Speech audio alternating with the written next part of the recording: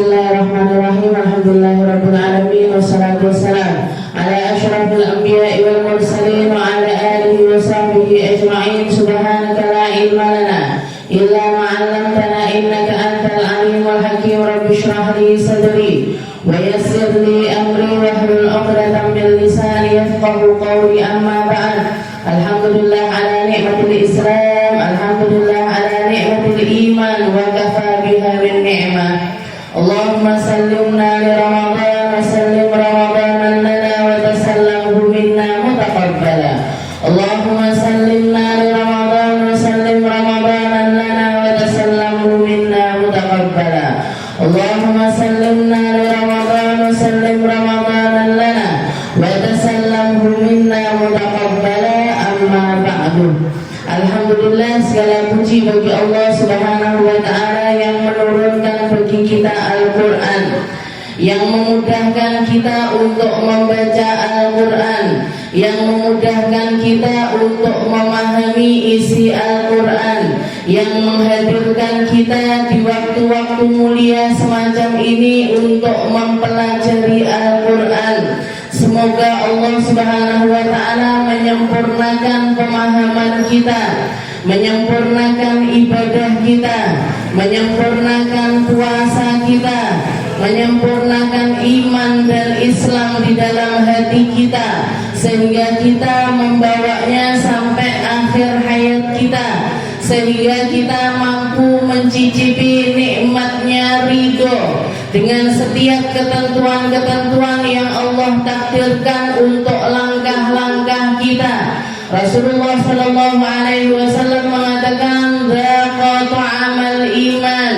man radiya billahi rabba wa bil islami dina wa bi Muhammadin nabiyyan wa rasulah." Orang-orang yang mencicipi manisnya iman, mereka-mereka yang bisa merasakan nikmatnya beriman, mereka-mereka yang mampu sabar untuk menapai jalan iman, adalah yang ridho terhadap setiap ketentuan Allah Subhanahu wa ta'ala, dan juga memilih Islam sebagai jalur agamanya, dan menjadikan Nabi Muhammad sallallahu alaihi wasallam sebagai teladan dan contoh dari setiap kehidupannya. Radina billahi rabba wa bil islami dina wa bi Muhammadin nabiyyan wa rasulah. Radina, kita ridho ya Allah, kita ridho dengan setiap ketentuan yang Engkau tentukan. Kami ridho dengan setiap rezeki yang Engkau berikan. Kami ridho dengan setiap pemikiran yang masuk ke dalam pikiran kami.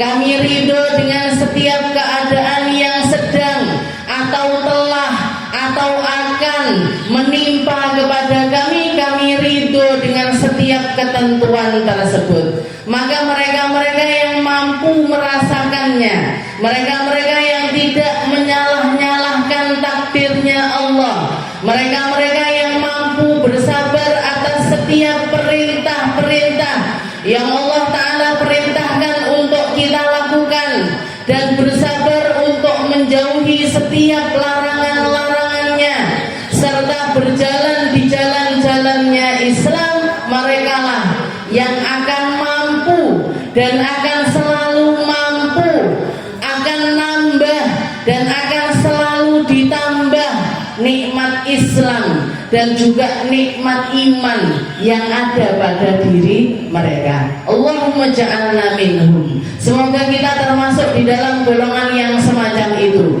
yang ridho sama ketentuannya Allah, yang mampu bersabar atas setiap tindak tanduk kita, yang mampu istiqomah di dalam melakukan kebaikan-kebaikannya. Semoga kita, anak cucu kita, keluarga kita, orang-orang yang kita cintai, orang-orang yang ada di sekitaran kita, semuanya dapat hidayahnya Islam, dapat hidayahnya iman, dan dibantu untuk selalu memperbaiki keadaan mereka.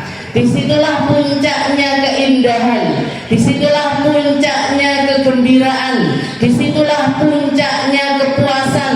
Karena seseorang kalau kepuasannya itu pakai versinya manusia, ini tidak akan pernah ada habisnya.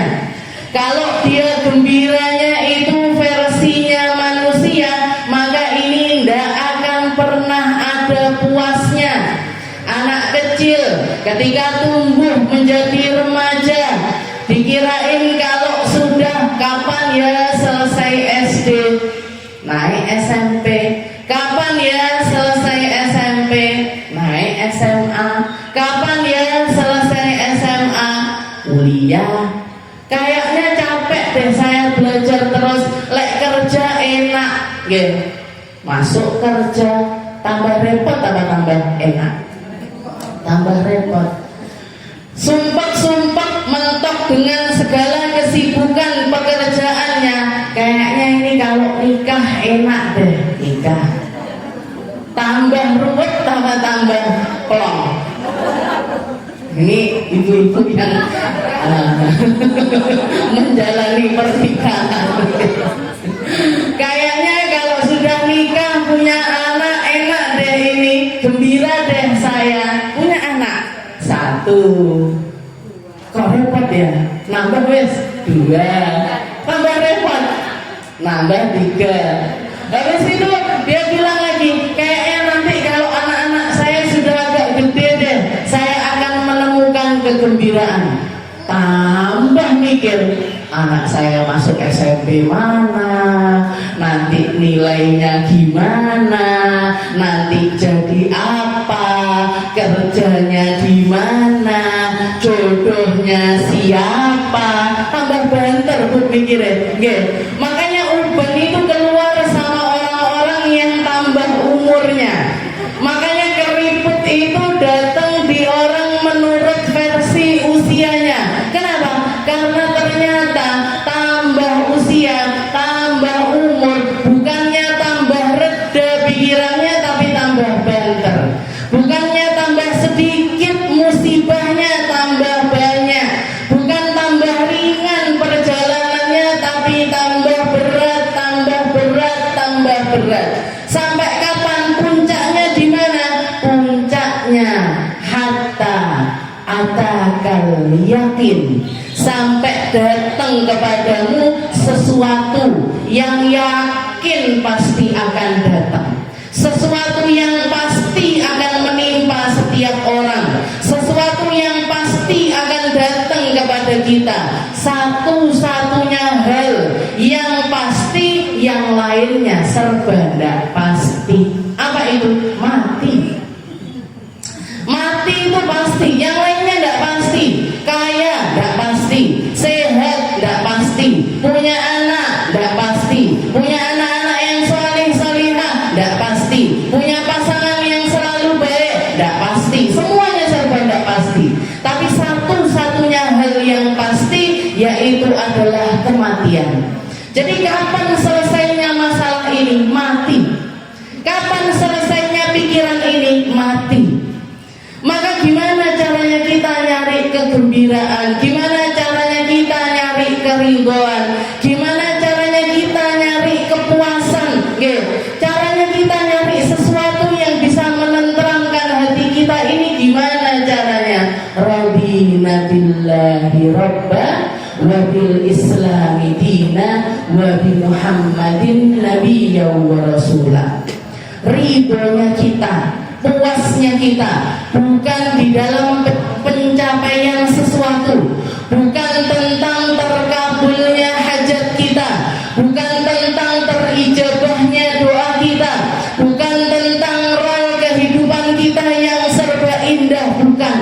Tapi ketika kita mampu menikmatinya bersama Allah, ketika kita mampu menanggapinya versinya Allah, ketika kita mampu tunduk dan juga rukuk di hadapan Allah, ketika kita tahu maknanya syukur di dalam setiap kebaikan dan maknanya sabar di dalam setiap musibah yang menimpa diri kita. Radina billah. Yang penting Allah ridho, yang penting Allah senang, yang penting penting saya tetap jadi hambanya, yang penting saya tetap diizinkan berzikir mengingat kepadanya, yang penting saya selalu dipandang dengan pandangan rahmatnya. Ini yang penting. Rodina, ridho ya Allah saya ridho.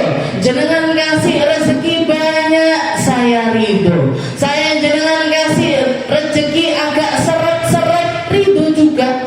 Saya lagi sehat, saya ridho. Saya lagi sakit, saya juga ridho. Saya dikasih cobaan ataupun dikasih nikmat, semuanya saya selalu dalam keadaan ridho. Karena yang saya lihat bukan keadaannya, tapi siapa yang memberikan keadaan tersebut.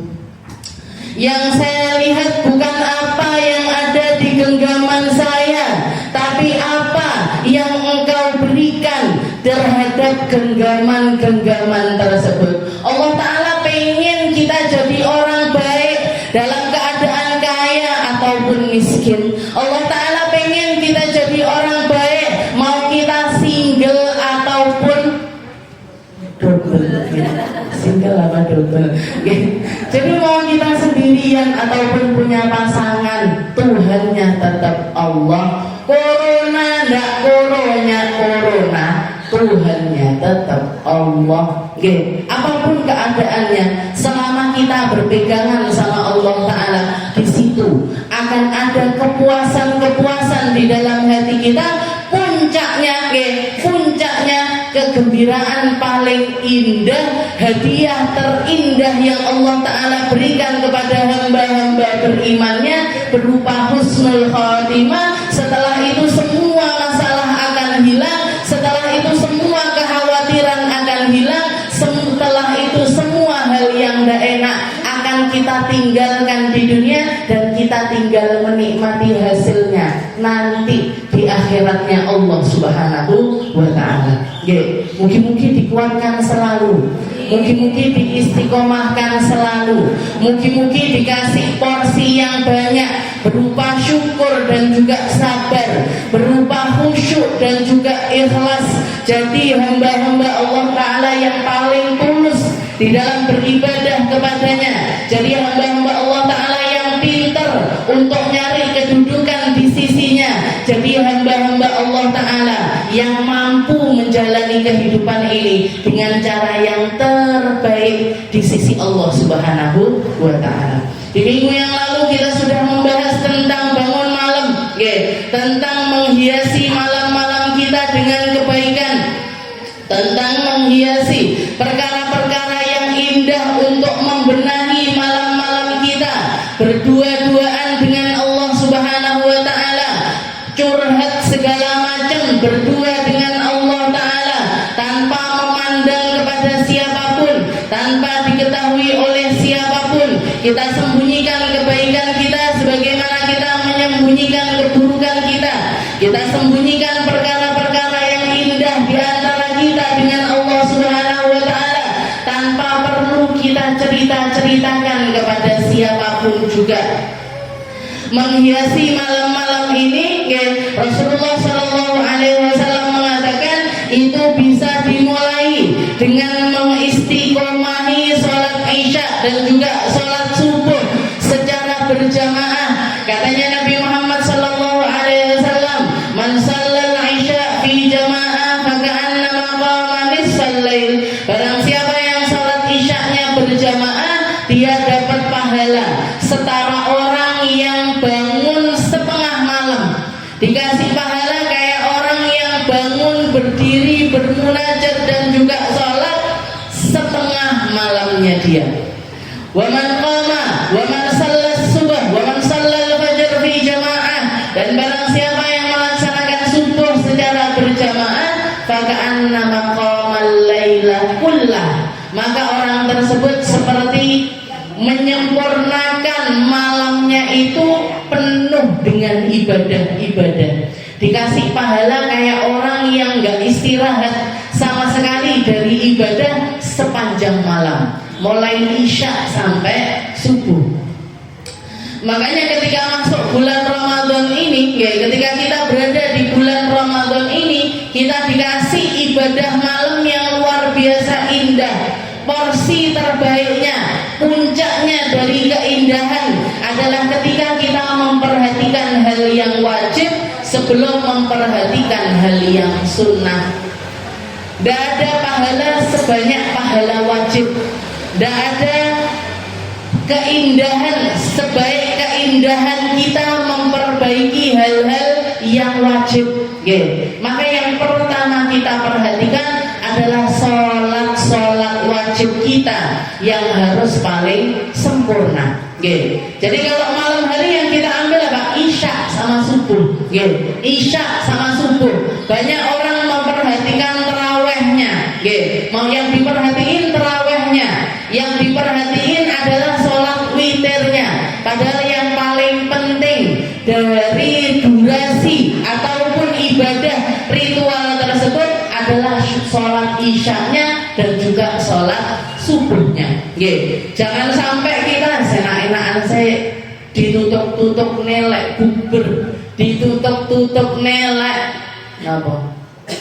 Makan-makan, ditutup-tutup nelek ini. Apalagi kalau sudah yang dilakukan bubur. Jadi kalau jenengan makan istilahnya berbukanya di rumah saya biasa-biasa saja.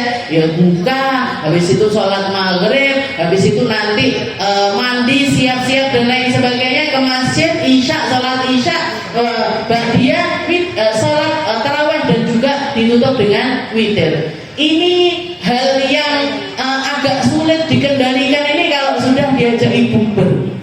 Kayak buburnya jadwalnya wis full. Bubur teman TK, SD, SMP, SMA, kuliah, saking OSIS, saking ini, belum temannya suaminya, belum temannya, listnya tuh begini. Kalau sudah kumpul-kumpul kayak gitu, Isya lali, taraweh lali, witir lali, nantilah tarawehnya di rumah aja. Wes nantilah isyanya di rumah saja. Tidak cukup 11 bulan kita berleha-leha di malam-malam kita. Tidak cukup 11 bulan kita kumpul-kumpul sama orang-orang di sekitaran kita tanpa ada batasannya. Masa cuma 1 bulan di bulan Ramadan kita tidak bisa menjaga malam-malam kita untuk selalu berada di dalam keadaan yang penuh. Istilahnya kalau dikatakan gitu, porsinya itu full, tidak setengah, apalagi seperempat, apalagi tidak dapat sama sekali. Sebulan, berarti nggak boleh bikin bubur, boleh, silahkan, tapi sholat maghribnya diperhatikan, sholat isyaknya diperhatikan, tarawehnya diperhatikan. Kalaupun misalkan jenengan yang bikin acaranya, di list sekalian, ini nanti kita jamaahnya gimana, ini nanti yang jadi imam siapa, yang jadi bilal siapa, yang ini yang doa siapa dan lain sebagainya. Ini buatan. Jadi kalau sudah bubar, yang diperhatikan dress code-nya apa, fotonya di pose yang gimana, di daerah yang mana. Kita makan-makannya di sini, nanti fotonya di sini ya. Cari warung, cari kafe yang spot fotonya bagus-bagus, yang nyari. Jadi yang kita lihat tetap pakai kacamatanya manusia. Yang kita lihat trennya tetap jadi trennya manusia. Tidak pakai kacamatanya Allah, tidak pakai kacamatanya orang-orang soleh terdahulu. Kita ini sudah umat akhir zaman paling pucuk, ibadah titik, tidak gawa apa-apa, masih di bulan Ramadan dihancurkan dengan cara-cara yang semacam itu. Kira-kira di akhirat nanti kalau ketemu sama orang-orang terdahulu, awak dhewe apa ndak minder sak minder-mindere. Kalau kita mau mempersembahkan sama Allah Ta'ala, ya Allah, Ramadan ini saya hatam sekali, hatam 2 kali. Datang Imam Syafi'i, saya 60 kali ya Allah. Datang Imam Ghazali, saya sekian kali ya Allah. Datang imam ini, saya sekian-sekian. Kita ini kira-kira langsung insecure langsung kan. Jadi langsung kayak balon ditiup pertamanya ya Allah sak gini ya Allah cerut entek langsung. Kalau bicara bangun malam, kalau kita sholat isya sama subuh aja nggak bisa jagain, terus kita mau berhadapan sama Sayyidah Rabi'atul Adawiyah yang sepanjang malamnya bisa sholat 1000 rakaat gimana? Di hadapan Sayyidina Ali Zainal Abidin yang sampai lututnya terluka gimana? Kita mau melihat orang-orang terdahulu sholat sekian rakaat, 1000 rakaat, 100 rakaat, 70 rakaat, isya sama subuh ya Allah, kuya bolong-bolong, itu aja bolong-bolong, tidak karuan Bu.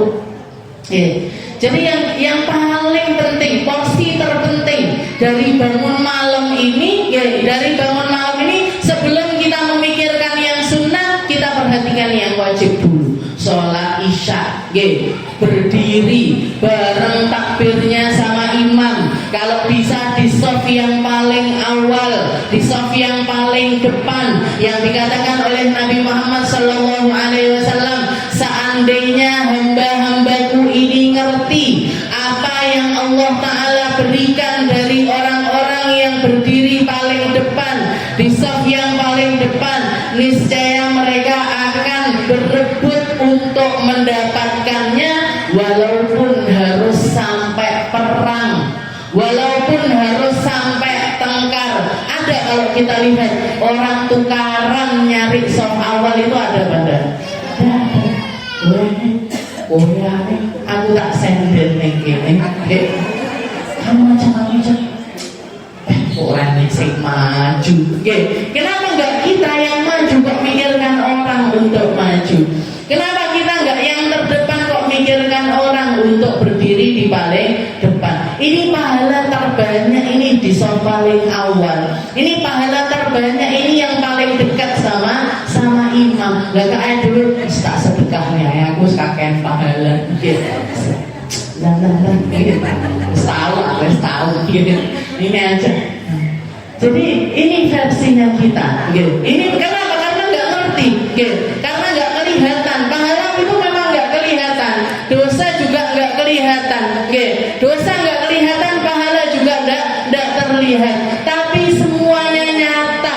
Semuanya nyata. Nanti akan mampu kita lihat ketika kita di akhiratnya Allah Subhanahu Wa Taala. Para ulama mengatakan sesuatu kenangan terindah bagi para penduduk surga ketika mereka mengingat-ingat apa yang pernah mereka lakukan di atas muka bumi ini, yang paling menyenangkan hati, yang bikin mereka berpuas diri, yang paling menggembirakan untuk mereka adalah banyaknya sujud-sujud dan juga rukuk-rukuk mereka di hadapan Allah Subhanahu Wa Taala. Yang lainnya nggak penting, yang lainnya di bawahnya, yang lainnya nggak penting, nggak terlalu diperhatikan, karena kepuasan paling puas bagi penduduk surga adalah sujud-sujud mereka.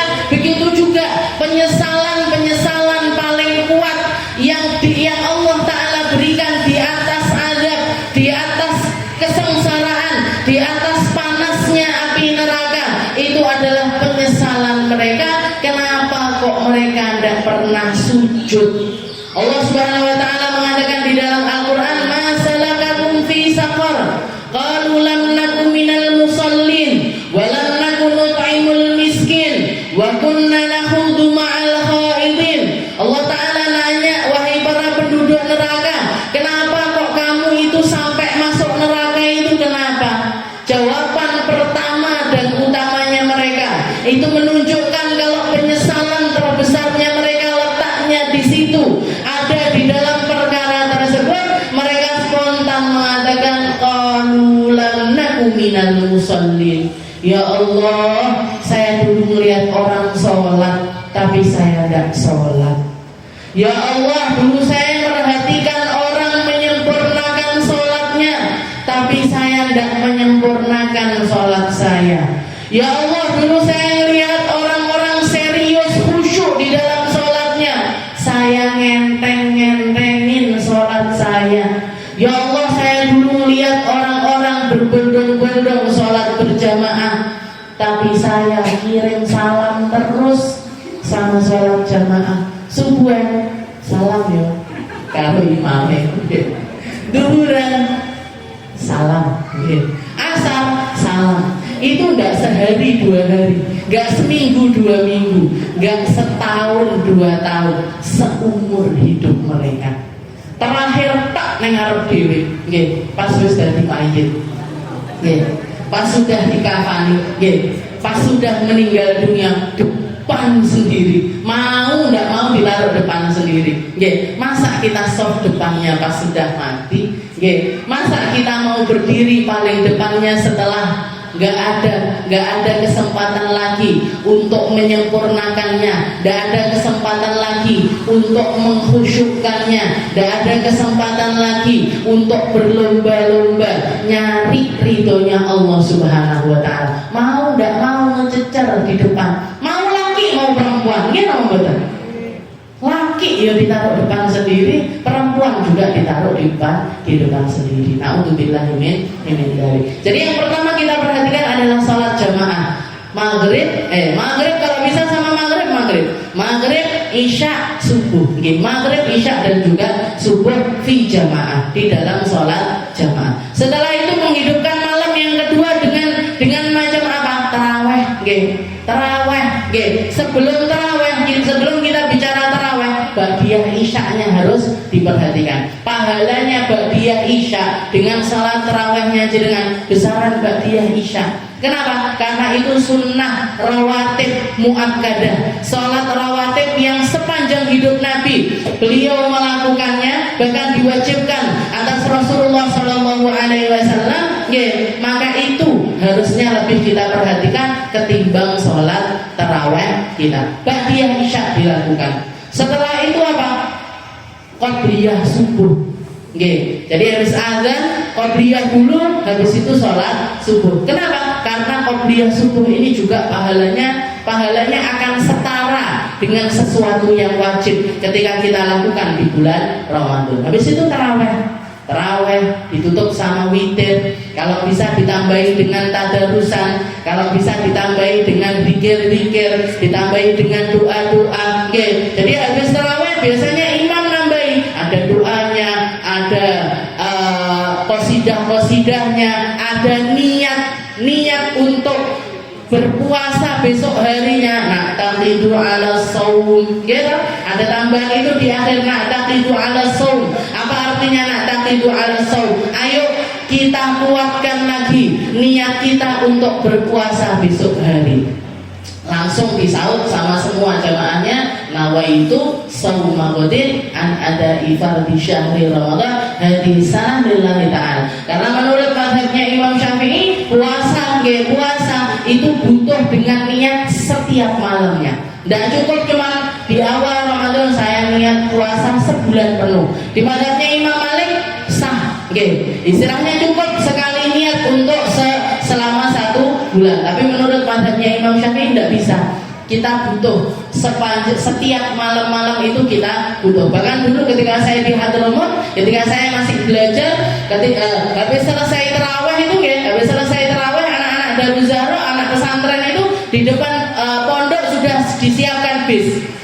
Bis kecil itu sudah disiapkan. Jadi setelah tarawih, selesai witir, selesai doa, kita langsung cepet-cepetan untuk rebutan kursi bis.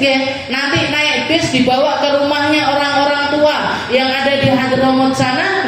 Nanti sama nunggu Babah datang, nunggu ustazah saya untuk datang ngajar. Itu kita baca wirid-wirid. Dan di setiap selesai wirid, jadi misalkan baca rotib haddad, selesai baca rotib haddad, niat puasa. Nawaitu shauma ghadin an ada'i. Nanti baca zikir yang lain lagi, niat lagi. Baca zikir yang lain lagi, niat lagi. Pelajaran, ketika pelajaran di tengah-tengah pelajaran, ayo niat bareng-bareng, niat lagi. Jadi berkali-kali sepanjang malam itu kita berniat berulang-ulang. Untuk apa? Untuk menghadirkan keseriusan kita di dalam ibadah puasa kita. Ini puasa ini penting. Puasa ini bagus. Puasa ini yang merintahkan adalah Allah. Saya harus dapat porsi terbanyak. Saya harus menyempurnakan dan terus menyempurnakannya. Dan niat itu, niat ketika kita membacanya serius, ada pahalanya dari Allah Ta'ala. Dan akan ditambah porsi kebaikannya ketika kita berpuasa. Itu yang bikin puasa-puasa kita itu tambah-nambah derajatnya. Kenapa ada orang dimampukan untuk membaca Al-Quran sekian juz? Ada yang bisa, ada yang kuat 5 juz sehari, ada yang kuat 4 juz sehari, ada yang kuat 2 juz sehari. Kalau kita mengatakan, aku kok panggah kuatku sak lembar. Ini yang masalah bukan Qurannya, Bu, awake dhewe. Karena kok bisa orang itu sak gitu juz ya? Saya kok enggak bisa. Orang itu kok bisa sampai 3 hari sekali hatam, kayak guru saya Saudara Dijah niku Ramadan ndak Ramadan 3 hari sekali beliau hatam. Apa ndak ngajar? Ngajar. Porsi ngajarnya waktu dulu, waktu beliau masih muda, yo ngajar, yo wiritan, ya bakti sama suami, yang ngurusi anak-anak, anaknya 6, yang ngurusi tamu yang sehari-hari datang kepada beliau. Kalau sudah kiai bunyai seperti itu, datangnya tamu ini ndak kira-kira, guru saya Babah Nur niku Babah Nur niku kalau beliau ada di negerinya, lagi ada di Hadramaut, tamu sarapan, makan siang, makan malam itu ganti-ganti. Nanti beliau ngajar, tengah-tengah ngajar itu ceritanya bukan untuk pamer, ceritanya untuk memberi pelajaran kepada kita semua. Katanya beliau ngajar jam 8 pagi. Katanya beliau, mohon maaf ya, Bu Babah terlambat. Ini tadi pagi ada tamu di rumah sarapan. Berapa banyak orangnya? 200.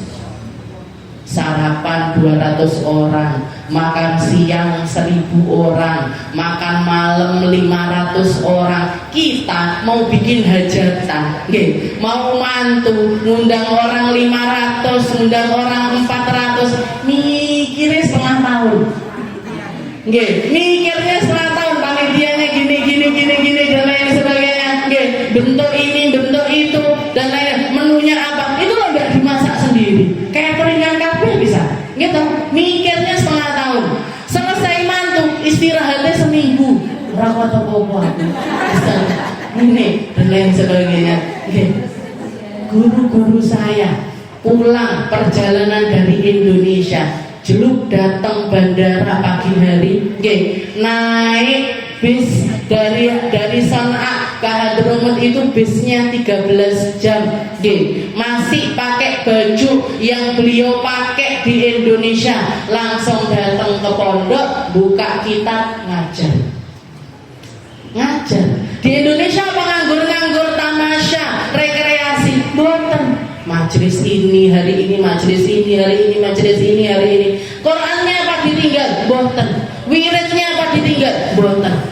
Bahkan salah satu menantunya beliau pernah cerita karena kalau di rumah istilahnya menantu sama mertua ini kan nggak mungkin sekamar, nggak mungkin tidurnya sekamar, mantu sama mertua nggak mungkin tidurnya satu kamar ya, mertua sama suaminya, menantu sama anak, sama istilahnya sama suaminya sendiri. Nah, ketika di Indonesia ini katanya beliau, kata menantunya beliau namanya Ustazah Muna, katanya Ustazah Muna, saya itu baru hari itu ketika di Indonesia nginep di satu hotel, baru hari itu saya nginep berdua sama mertua saya. Katanya beliau ketika sudah mulai masuk, jadi masuk kamar itu sekitar jam 10 selesai ngajar itu, sekitar jam 10 malam masuk kamar, sudah sikat gigi, sudah bersih-bersih, sudah pakai daster, istilahnya sudah siap-siap mau tidur. Beliaunya sudah ngantuk dan karu-karuan, Saya mulanya nggak ngantuk, ngantuk sekali. Dilihat Bapak juga gitu, sikat gigi, bersih-bersih, pakai pakaian untuk tidur, pakaian yang paling nyaman, tapi namanya menantu sekamar sama mertuanya, mosok turu dhisik, akhirnya ditungguin duduk beliau di kamar itu, di ranjang itu duduk nungguin mertuanya, ternyata selesai selesai beliau keluar dari kamar mandi bersih-bersih itu nggih sing dibleber sajadah. Nggih, yang dibleber sajadah. Katanya Hubabah, tidur aja dulu. Kamu tidur dulu.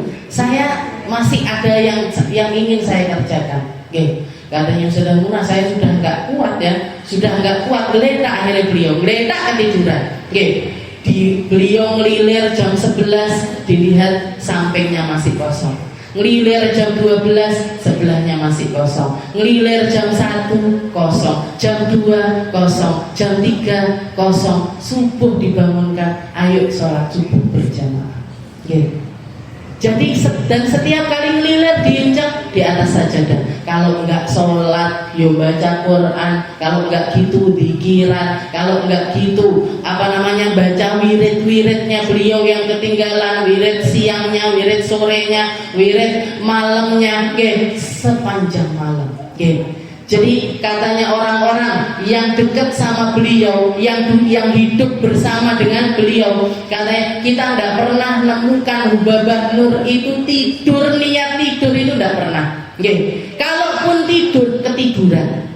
Itu pun sebisa mungkin beliau lakukan kalau di bis atau di mobil. Jadi tidurnya itu ketiduran, tidak pernah nawa itu geletak tidur itu hampir tidak pernah sama sekali. Makanya ketika satu hari dikatakan ketika niku rehlah dakwah semacam itu pagi di sini, bisa saya ngelihatnya tak udah pusing. Pagi di Bangil, nanti habis asar di Dalwa, masih di Bangil di daerah Dalwa, nanti malam di Surabaya. Besoknya lagi ke Solo, nanti ke sini. Kita ngelihatnya, dengernya aja, ngelihat jadwalnya sempat bukan.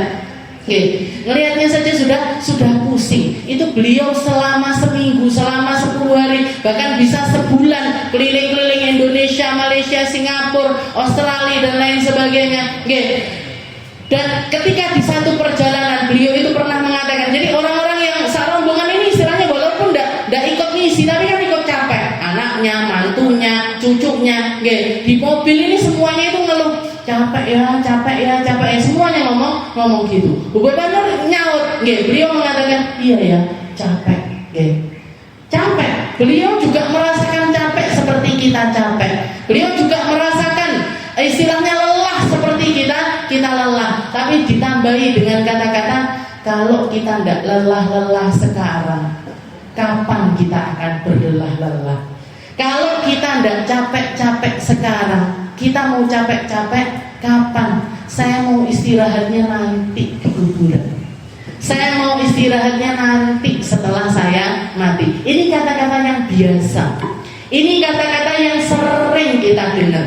Ini kata-kata yang banyak diutarakan oleh para ulama. Tapi katanya orang-orang yang ada di mobil itu, ketika yang mengucapkannya adalah Hubabah Nur, istrinya Habib Umar, kata-kata itu menjadi sangat bermakna dan menjadi sangat relate, istilahnya sangat logika, karena beliau memang orang yang sangat bercapek-capek di dunia. Kalau kita mengatakan saya istirahatnya nanti di akhirat, bukankah kita hari-hari istirahat? Bukankah kita hari-hari santai-santai? Bukankah kita hari-hari ini berngaji istirahat, bermasak istirahat, berngopeni bojo istirahat, berumbah-umbah, istilahnya istirahat, masak-masak istirahat. Tak ada di sini. Kalau kita bandingkan sama kehidupan kita, kalau kita mengatakan saya nanti istirahatnya di akhirat, ini malaikat raqib atid ini kayaknya yang paling ketawa. Saya mau istirahat lagi. Ini loh buku kebaikanmu saya potong.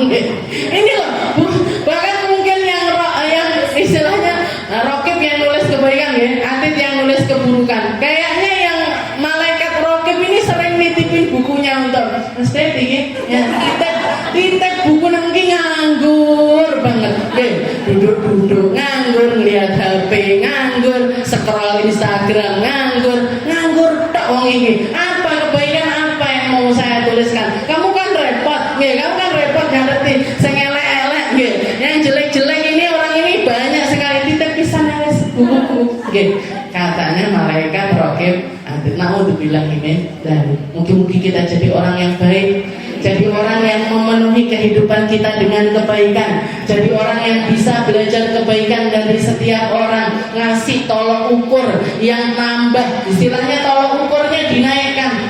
Kalau kita sholat kita tolok ukurnya dinaikkan, orang itu tambah banyak sholatnya, saya juga mau.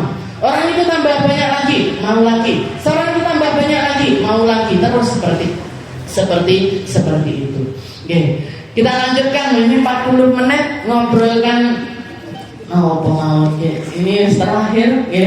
Jadi kita lengkapi dengan pembahasan kita di dalam kitab Khuluquna. Qala al-mu'allif rahimahullahu ta'ala wa nafa'ana bi ulumi fid dharain. Yang kelima, setelah kita membahas tentang bangun malam dan menghiasi malam-malam kita dengan munajat serta merendahkan diri di hadapan Allah Subhanahu wa taala. Setelah itu beliau mengatakan awwalul ma nattajihu ilaihi inda kulli sadmah. Segera mengingat Allah di awal kali mendengar musibah, atau yang bisa kita katakan dengan sifat sabar. Sabar. Awwalu ma nattajihu ilaihi inda kulli sadmah. Jadi sadmah itu bukan hanya musibah. Sadmah itu bukan hanya sesuatu yang tidak enak. Seluruh kehidupan kita ini penuh dengan musibah. Seluruh kehidupan kita ini penuh dengan bala. Bala itu apa? Ujian. Ujian itu bisa benar, bisa salah. Ujian itu pasti datang kepada setiap orang. Pilihannya adalah mau kita pakai hawa nafsu kita atau kita mau pakai sabar di dalam menjalaninya. Makanya Nabi Muhammad SAW mengatakan al-fitnah ja'a ila kulli ahad. Fitnah ini masuk ke semua orang. Semua orang pasti kena musibah. Semua orang pasti kena ujian. Semua orang pasti kena yang namanya perkara-perkara yang ada pilihan-pilihannya di dalam kehidupan mereka. Kita bisa milih mau pakai HP merek apa. Kita bisa milih mau datang ke majelis ini atau enggak. Kita bisa milih mau berbakti sama orang tua atau tidak. Kita bisa milih mau ngomong baik, mau ngomong enggak baik, mau melihat baik, mau melihat enggak baik, mau dengar yang baik, mau dengar yang enggak baik. Itu pilihannya terserah kita. Nanti yang barengi fitnah ini dua hal, al-hawa was-sabr. Hawa, apa itu hawa? Hawa nafsu. Ngambil menghadapi fitnah itu dengan hawa nafsu kita. Kita dikasih ujian sama Allah Ta'ala berupa kekayaan. Misalkan kita dikasih ujian, kekayaan masa musibah? Musibah. Kekayaan itu musibah. Semua. Makanya kacamatanya Allah Ta'ala, semua manusia itu sama. Semua manusia itu setara. Semua manusia itu bisa jadi baik atau jadi jahat.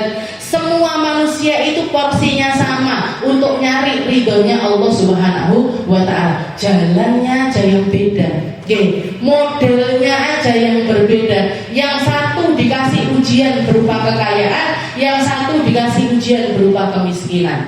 Yang kaya ini musibah ketika dia dapat kekayaan ini, apa yang terjadi untuk dirinya? Terserah dia mau membarengi hawa nafsu di dalamnya atau membarengi kesabaran di dalamnya. Saya punya uang 1 juta, terserah saya mau saya belikan tas, sepatu dan lain sebagainya. Terserah saya juga mau tak infakkan di masjid ataupun juga musola. Uang sama-sama 1 juta, terserah saya. Bahkan di dalam pilihan fitnah hawa nafsu ini pun tasarrufnya terserah kita. Mau kita belikan tas bisa, mau kita belikan perabot bisa, mau kita belikan sandal bisa, mau kita belikan jilbab baju bisa. Terserah kita fitnahnya. Tapi fitnah dalam rangka apa ini? Hawa nafsu. Kalau misalkan sabar, kalau kita membarenginya dengan sabar, caranya gimana? Pilihannya di apa? Macam-macam. Bisa kita kasihkan anak yatim,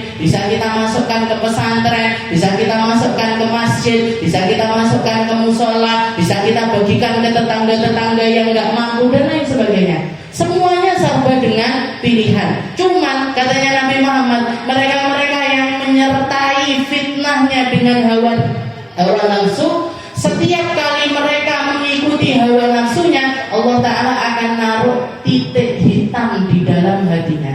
Tuh, fitnah lagi, hawa nafsu lagi, hitam lagi.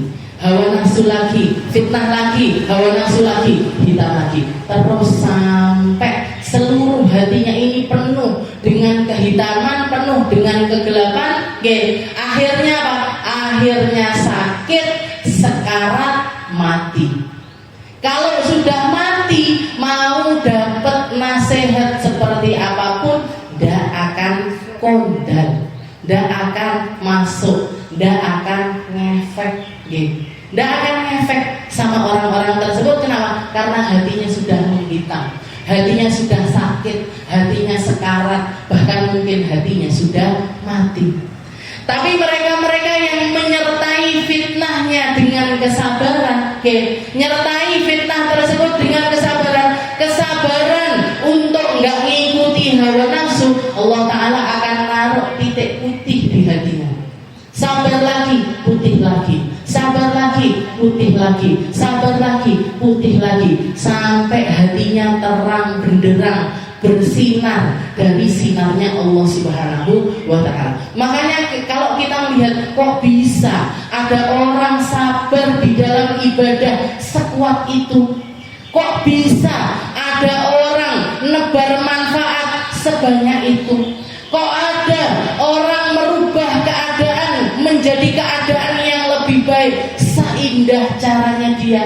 Kenapa kok ada duta-dutanya Nabi Muhammad di sekeliling kita? Karena hatinya putih, karena hatinya bersinar, karena hatinya dipandang oleh Allah Subhanahu wa Ta'ala. Kenapa? Karena dia jawabi segala fitnah dengan kesabaran.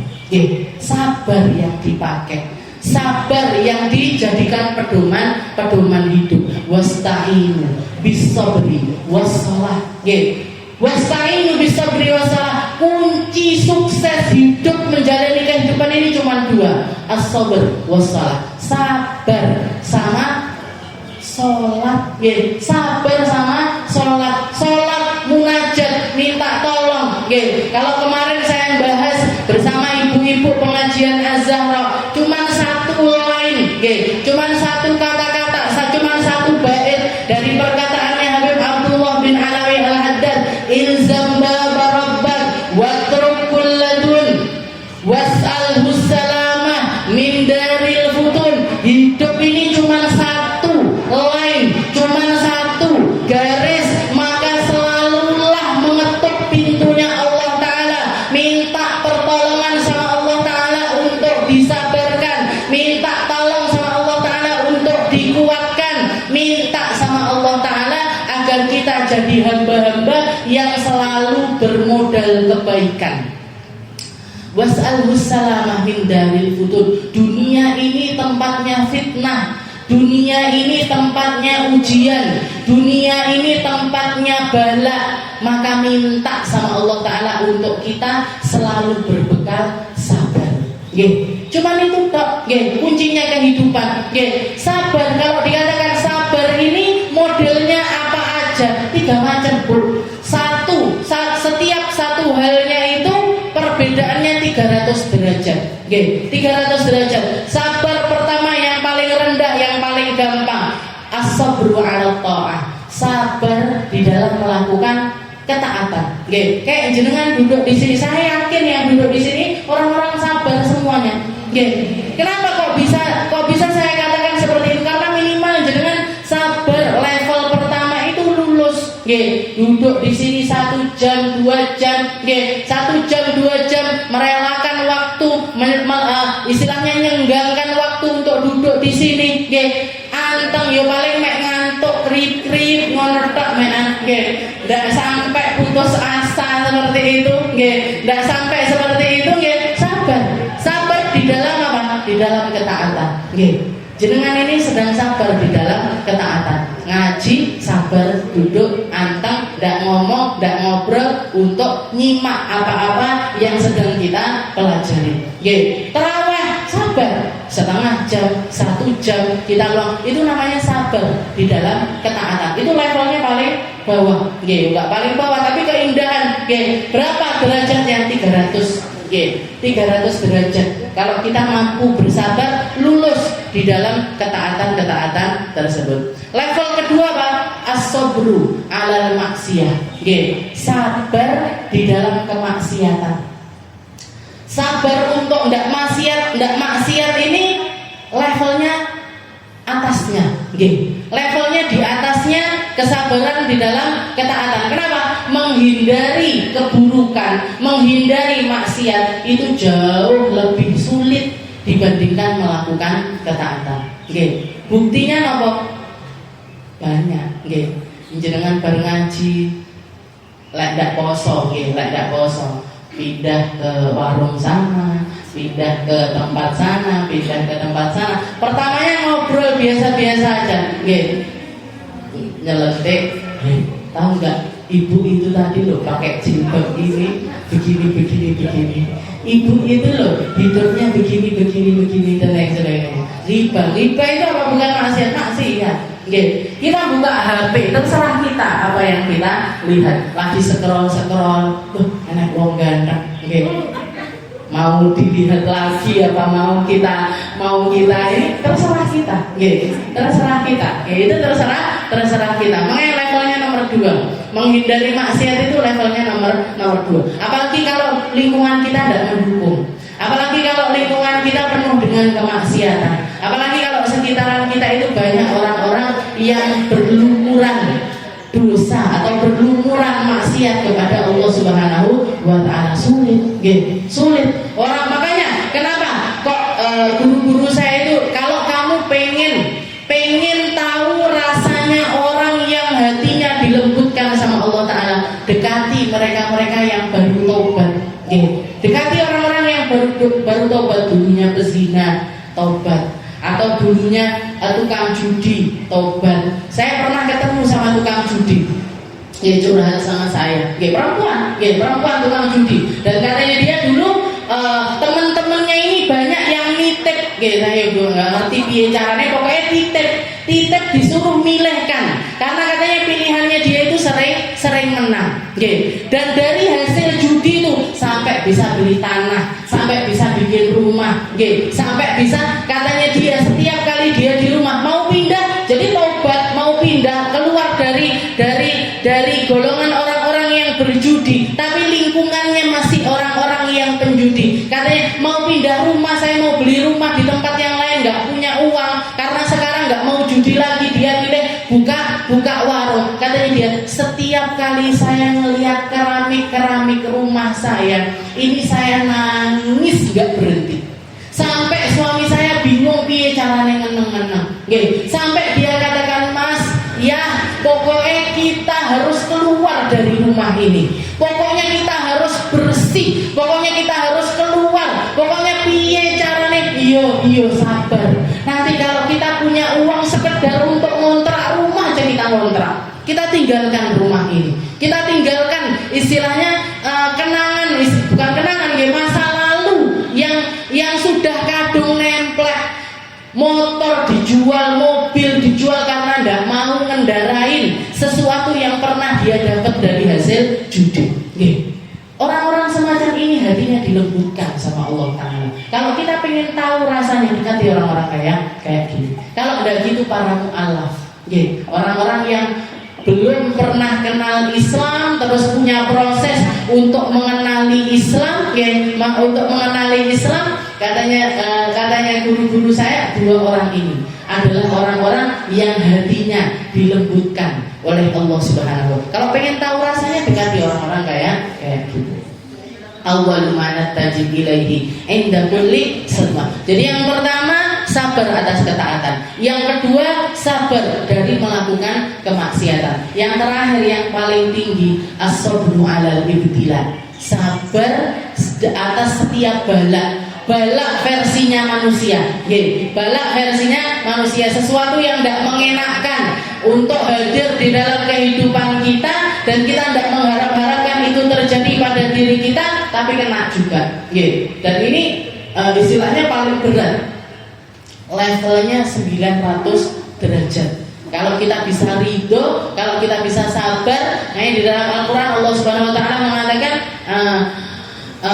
alladzina idza asabathum musibah qalu inna lillahi wa inna ilaihi rajiun. Orang-orang sabar itu yang mereka ketika dapat musibah dari Allah Ta'ala, sesuatu yang tidak enak di dalam kehidupannya, mereka memilih untuk mengatakan inna lillahi.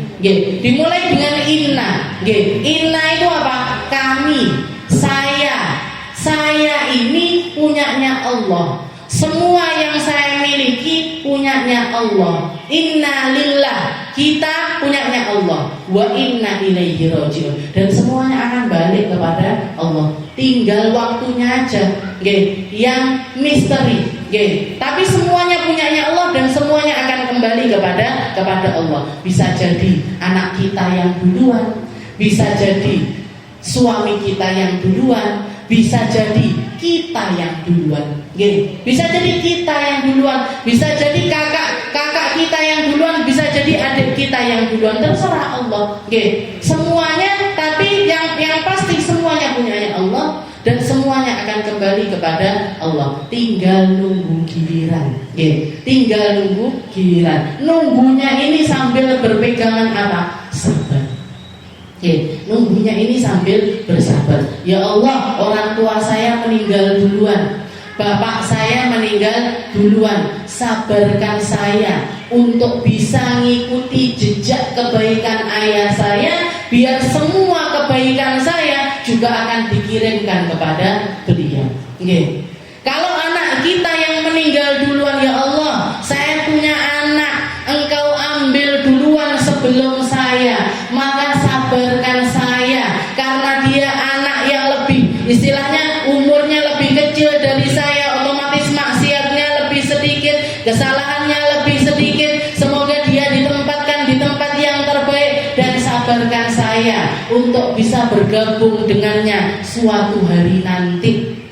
Ngumpul bareng lagi, duduk bareng lagi, ngobrol bareng lagi di tempat yang lebih mulia dibandingkan tempat kita sekarang ini. Itu yang kita harapkan. Inna lillahi wa inna ilaihi rajiun. Inna lillahi wa inna ilaihi rajiun. Kalau mau level yang lebih tinggi lagi di dalam kesabaran atas ibtila ini, bukan inna lillah yang dibaca, tapi alhamdulillah. Anak saya meninggal, ya Allah, alhamdulillah. Harta saya hilang, ya Allah, alhamdulillah. Saya ingat paman saya beberapa tahun yang lalu, saya masih di pesantren, punya toko emas kecolongan, semua barang dagangannya hilang, kurang lebih 2M. Kurang lebih 2 miliar habis, hilang, yang di brankas, yang di etalase semuanya habis, dibolongi. Jadi tokonya sebelahnya itu toko kelontong, malingnya itu masuk dari toko kelontong, dibolongin. Besoknya katanya beliau, ketika kita ngobrol istilahnya yo ngertak nih kesedihan yang luar biasa semacam itu, katanya beliau, alhamdulillah saya tadi malam masih bisa tidur.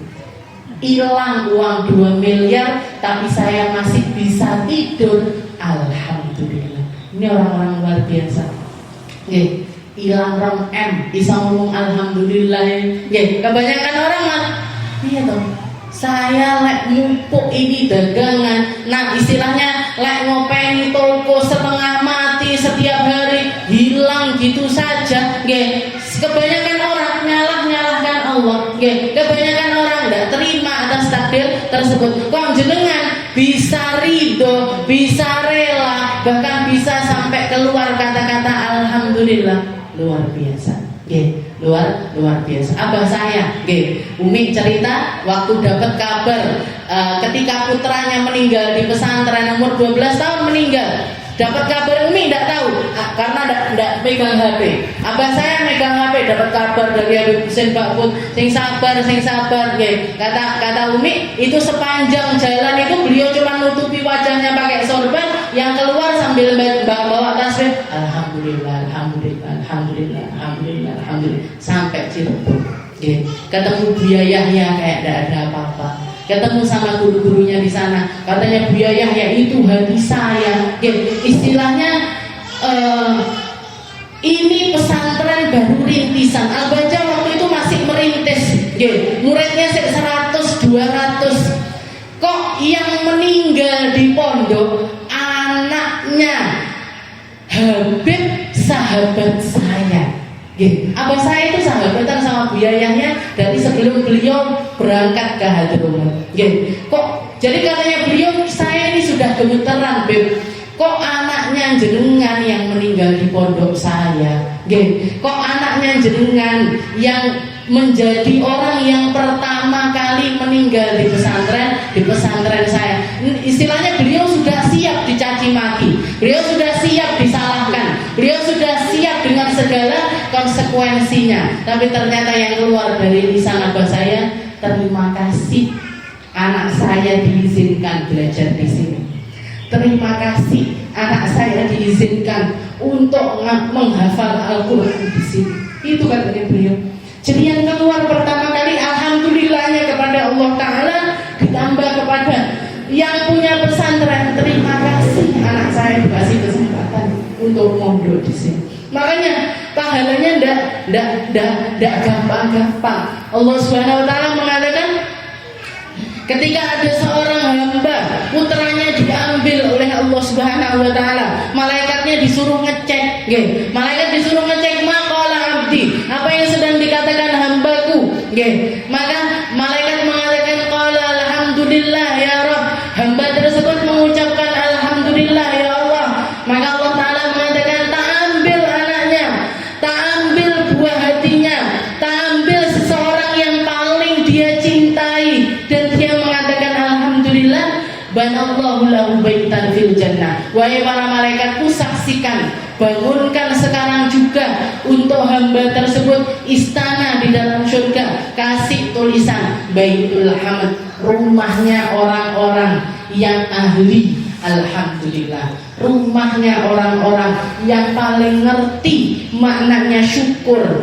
dan menghamba kepada Allah Subhanahu wa ta'ala. Mugi-mugi kita dikuatkan, mugi-mugi kita dimampukan, mugi-mugi kita jadi hamba-hamba terkuat untuk bisa selalu memuji kepada Allah Ta'ala fissaha'i wa syiddah, di dalam longgarnya kita, di dalam sempitnya kita, di dalam gembiranya kita, di dalam susahnya kita, di dalam tawa kita, di dalam tangis kita, di dalam keadaan yang enak untuk kita ataupun keadaan yang tidak enak untuk kita. Semoga kita diajarkan sabar oleh Allah Ta'ala, ditambah sabarnya oleh Allah Ta'ala, diajarin untuk sabar oleh Allah Ta'ala, dituntut untuk selalu bersabar oleh Allah Ta'ala, dimampukan untuk menjadi ahli sabar sampai akhir hayat kita. Dan semoga Allah Subhanahu wa ta'ala mengaruniakan kepada kita kesabarannya orang-orang soleh terdahulu, mengajarkan kepada kita seperti yang dikatakan oleh Allah Ta'ala, Allahumma wa sabra Ayyub, kita minta kesabaran seperti sabarnya Nabi Allah Ayyub, kita minta sabarnya seperti sabarnya Nabi Allah Yusuf, kita minta sabar seperti sabarnya Nabi Muhammad sallallahu alaihi wasallam ataupun para pengikutnya setelahnya. Semoga kita jadi hamba-hamba yang ngerti maknanya Islam, ngerti maknanya iman, ngerti maknanya sabar, dan merasakan nikmatnya kesabaran tersebut. Kita, anak cucu kita, orang tua kita, keluarga kita, orang-orang yang terkasih untuk kita, semoga semuanya jadi hamba-hamba yang selalu ada di dalam ridho dan juga rahmat dari Allah Subhanahu wa ta'ala. Ala hadhihi niyyah wa ala niyatin salihah wa ila hadratin Nabi Muhammad sallallahu alaihi wasallam. Bismillahirrahmanirrahim.